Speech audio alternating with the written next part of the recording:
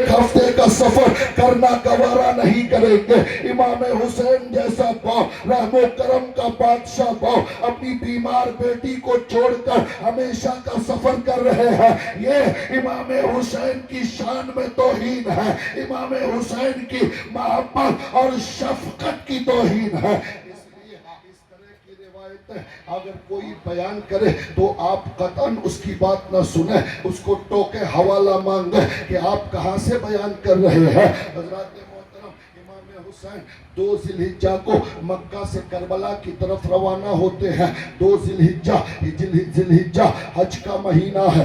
اللہ اللہ، حج کے مہینے میں ساری کائنات کے لوگ مکہ اور خانہ کعبہ کی طرف حج کرنے جاتے ہیں، لیکن امام حسین 2 ذی الحجہ کو حج کے مہینے میں آپ کعبہ چھوڑ کر کربلا جا رہے ہیں۔ کسی نے کہا حسین ارے یہ حج کا مہینہ ہے، اس وقت پوری دنیا کے لوگ کعبہ آ رہے ہیں، آپ کعبہ چھوڑ کر کربلا جا رہے ہیں۔ تو میرے حسین نے کہا تھا کہ میں کعبہ چھوڑ کر کعبہ بچانے جا رہا ہوں۔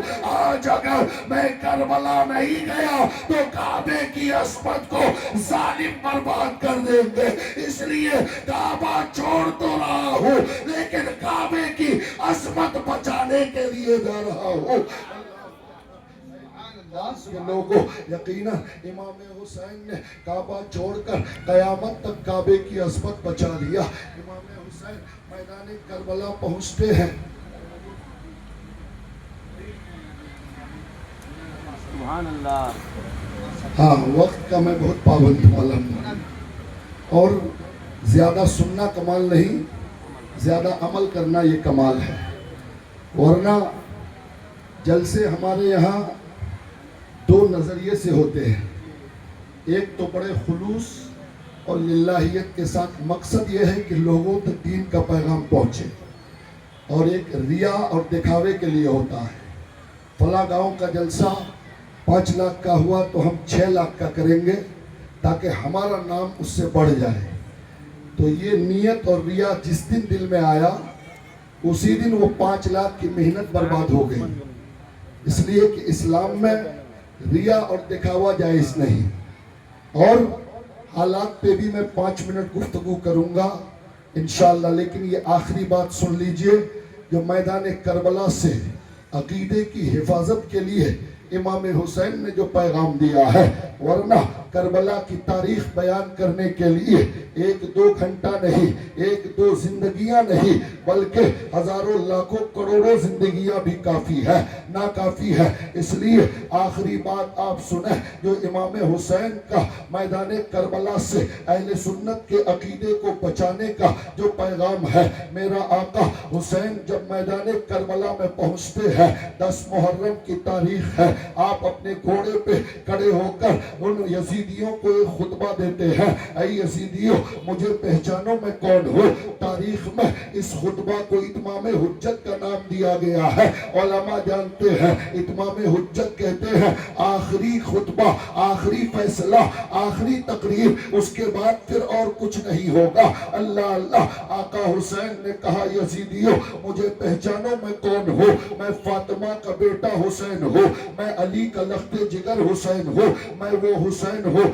جس کو تیرے نبی نے اپنے کاندھے پہ سوار کیا، میں وہ حسین ہوں جس کے لیے تمہارے نبی نے اپنے سجدے کو لمبا کیا۔ اے یزیدیوں میں وہی حسین ہوں، جمعہ کے دن مسجد میں لڑکھڑاتا پہنچا تو تمہارے نبی نے میرے لیے خطبہ چھوڑ دیا، مجھے گود میں لے کر جمعہ کا خطبہ دیا۔ میں وہی حسین ہوں جن کے لیے جنت سے جوڑا آتا تھا، میں وہی حسین ہوں جن کا جھولا جبریل امی جھلایا کرتا تھا۔ اللہ اللہ، حسین نے اپنا تعارف پیش کیا۔ نعرہ تکبیر، نعرہ رسالت، نعرہ رسالت، علماء اہل سنت، علامہ مفتی محفل اشرف صاحب قبلہ برکاتی، شہید اعظم کانفرنس۔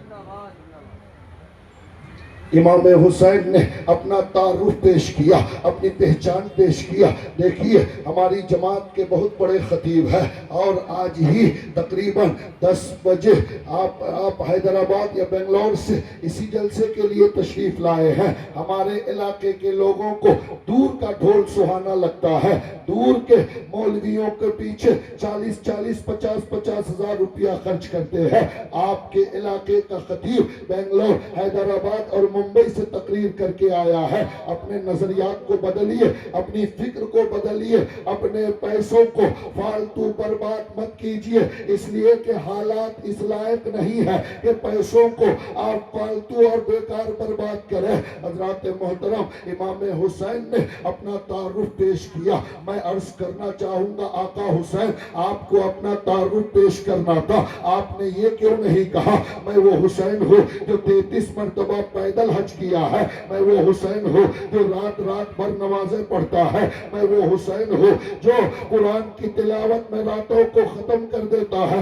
اللہ اللہ، اے حسین آپ نے اپنی تعارف اور اپنی پہچان میں اپنی عبادت کیوں نہیں پیش کیا، اپنا نسب اور خاندان کیوں پیش کیا؟ تو امام حسین کی روح پکار کر کہتی ہے اے لوگوں، اگر میں یہ کہتا کہ میں وہ حسین ہوں جس نے حج کیا ہے تو کوئی یزیدی کہہ سکتا تھا اگر تم نے حج کیا ہے تو ہم بھی حج کیے ہیں، اس میں تیرا کیا کمال ہے؟ تم نماز پڑھتے ہو، ہم بھی نماز پڑھتے ہیں، اس میں تیرا کیا کمال ہے؟ تم قرآن پڑھتے ہو، ہم بھی قرآن پڑھتے ہیں، اس میں تیرا کیا کمال ہے؟ امام حسین نے کہا اے یزیدیو، میری عبادت کے مقابلے میں عبادت تو لا سکتے ہو، اگر ہمت ہے تو میری ماں کے مقابلے میں کوئی ماں فاطمہ لا کر دکھاؤ، میرے بابا علی کے مقابلے میں کوئی علی لا کر دکھاؤ، میرے نانا مصطفیٰ کے مقابلے میں کوئی نانا لا کر دکھاؤ۔ حضرات محترم، یہی سے عقیدے کو تقویت ملتی ہے۔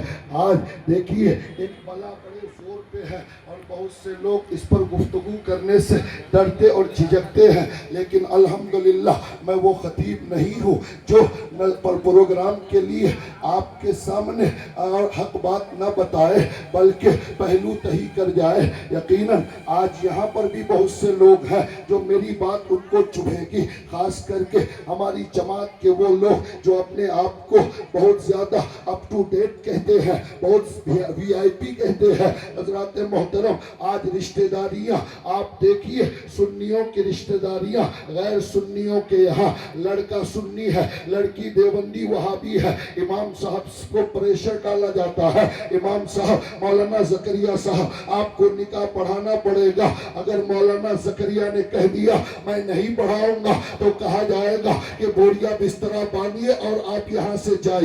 اللہ اللہ، ارے اس امام کو تو ہار پہنانا چاہیے، انعام دینا چاہیے، جس نے حق کا ساتھ دیا ہے، غلط کو ٹھکرایا ہے۔ لیکن آج رشتہ داریاں ہو رہی ہے اور یہ کہا جاتا ہے کہ یہ سنی مولویوں کا جھگڑا ہے، وہ بھی نماز پڑھتے ہیں، وہ بھی نماز پڑھتے ہیں، دونوں طرف نمازیں ہیں، روزہ ہے، حج ہے، زکوٰۃ ہے، تو پھر وہ غلط کیسے؟ تو کربلا میں امام حسین کے خیمے میں بھی نمازیں تھی، یزید کے خیمے میں بھی نمازیں تھی، حسین کے خیمے میں بھی اذان ہو رہی تھی اور یزید کے خیمے میں بھی اذان ہو رہی تھی، دونوں طرف نمازی تھے، دونوں طرف قرآن پڑھنے والے تھے، تو دونوں کو حق ہونا چاہیے۔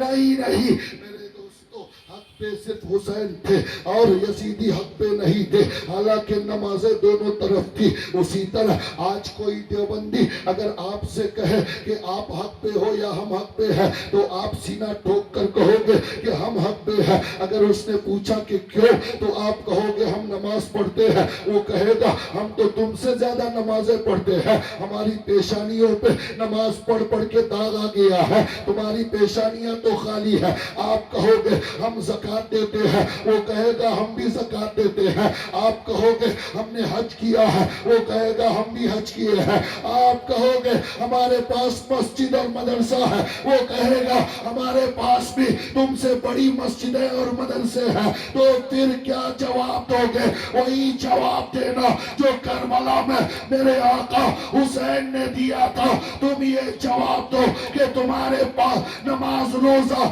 حج اور زکات تو ہے، لیکن تمہاری جماعت میں بغداد کا عبد القادر جیسا کوئی غوث نہیں ہے، تمہاری جماعت میں اجمیر کا غریب نواز نہیں ہے، تمہاری جماعت میں کیچوچا کا کوئی مخدوم نہیں ہے، تمہاری جماعت میں بریلی کا کوئی احمد رضا نہیں ہے، تمہاری جماعت میں دربھنگا کا حضور عالی اور بابو حضور نہیں ہے۔ جس جماعت میں اللہ کا ولی ہے وہی جماعت حق پہ ہے۔ تکبیر، نعرہ رسالت، شہید اعظم کانفرنس، علامہ مفتی فیروز عالم مصباحی۔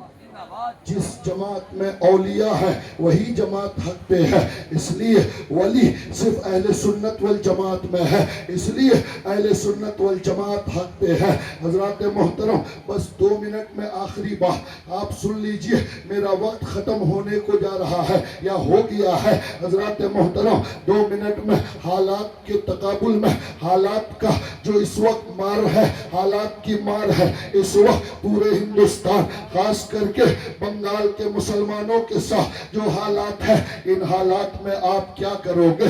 ان حالات میں ہمیں کیا کرنا چاہیے؟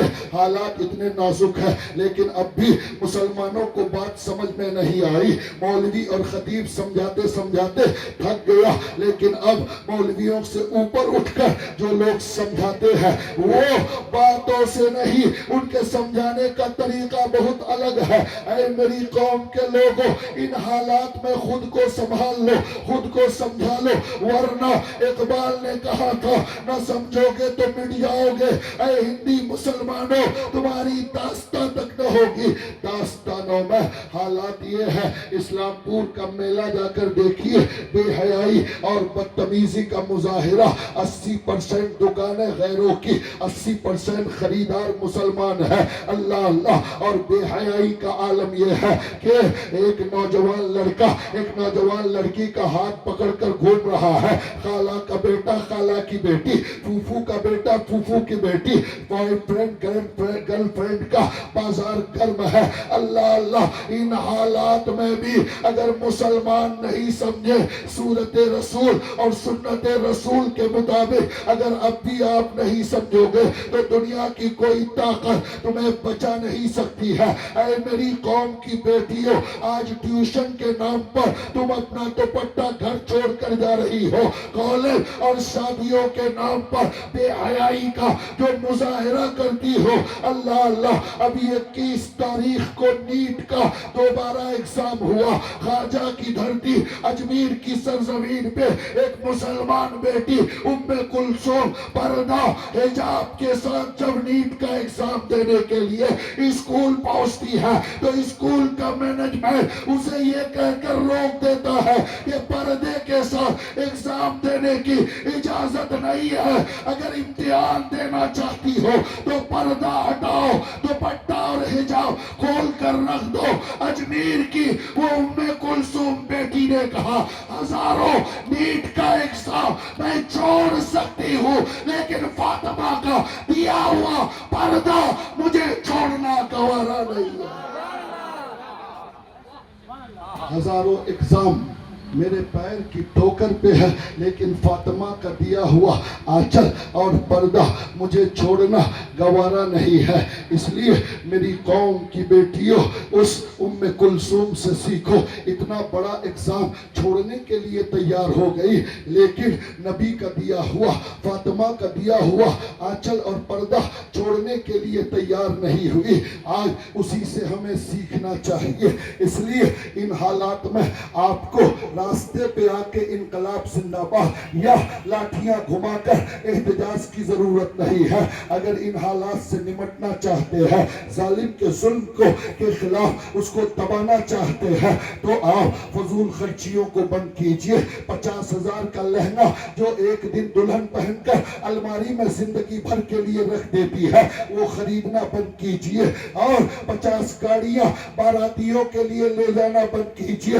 200 بارات لے جا کر لڑکی والوں پر ظلم کرنا بند کیجئے, بلکہ شادیوں کو سنت کے مطابق کیجئے. لہنگے کا پیسہ, ڈی جے کا پیسہ, پٹاخوں کا پیسہ, کثیر باراتیوں کا پیسہ, گاڑیوں کا پیسہ بچا کر اپنی اولادوں کو ہائی کوالٹی کی تعلیم دو, اعلیٰ تعلیم دو, کمپٹیشن پاس کرنے والی تعلیم اپنے بچوں کو دو. قسم خدا کی, جس دن تیرا بیٹا کمپٹیشن پاس کرنے کے قابل ہو جائے گا, جھک مار کر ان ظالموں کو, تیرے بیٹے کو گلے لگانا پڑے گا.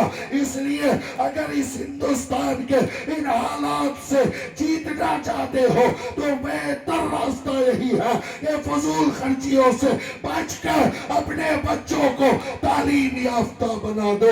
یقیناً آپ کا مستقبل تابناک ہوگا, سماج میں انقلاب آئے گا. اللہ رب العزت کی بارگاہ میں دعا ہے کہ پروردگار امام حسین کے کردار پر ہمیں عمل کی توفیق عطا فرمائے, شریعت و سنت کے مطابق زندگی گزارنے کی توفیق عطا فرمائے. وآخر الدعوانا ان الحمدللہ رب العالمین. استغفر اللہ ربی من کل ذنب و اتوب الیہ. پڑھیے لا الہ الا اللہ محمد الرسول اللہ صلی اللہ تعالی علیہ وسلم. انسان کو بیدار تو ہو لینے دو, انسان کو بیدار تو ہو لینے دو. ہر قوم پکارے گی ہمارے ہیں حسین, ہمارے ہیں حسین.